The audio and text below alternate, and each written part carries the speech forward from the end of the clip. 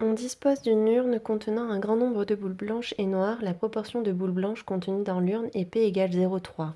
On tire successivement avec remise n égale 50, soit x50 la variable aléatoire dénombrant le nombre de boules blanches tirées. Quelle loi suit x? Donc x suit une loi binomiale de paramètres n qui vaut 50 et p qui vaut 0,3, car on tire successivement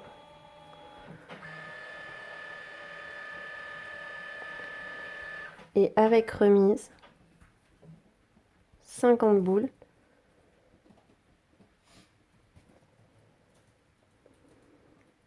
qui ont une probabilité d'être blanches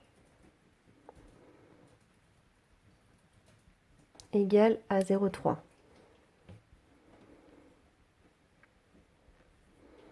Du coup, on arrive à la méthode 1,2 qui est déterminer l'intervalle de fluctuation avec la méthode précédente.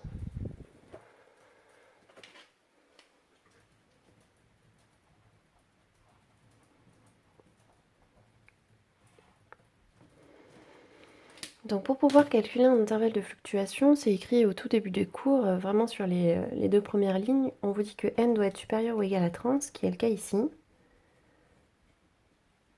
On vous dit que n fois p doit être supérieur ou égal à 5, et ici ça ferait 5 fois 0,3.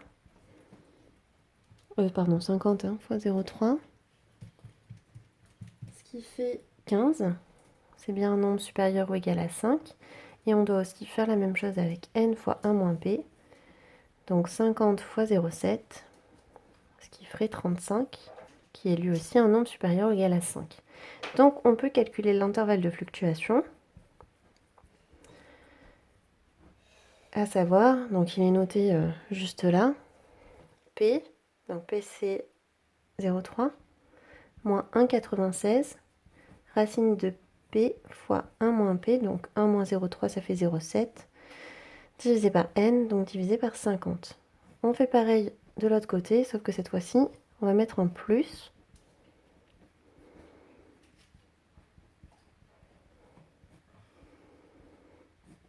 Et on va calculer ces deux intervalles indépendamment. Donc si je commence par le premier, j'ai 0,3 moins 1,96 fois racine de P fois 1 moins P sur N, ce qui fait donc à peu près 0,17. Et ensuite je fais la même chose, sauf qu'au lieu de mettre un moins, je mets un plus. Ce qui fait à peu près 0,43. Et c'est bon, on a trouvé l'intervalle de fluctuation. Comme cet intervalle, on l'a calculé avec la proba, ça veut dire qu'après, la fréquence de boules blanches obtenues devrait être comprise dans cet intervalle.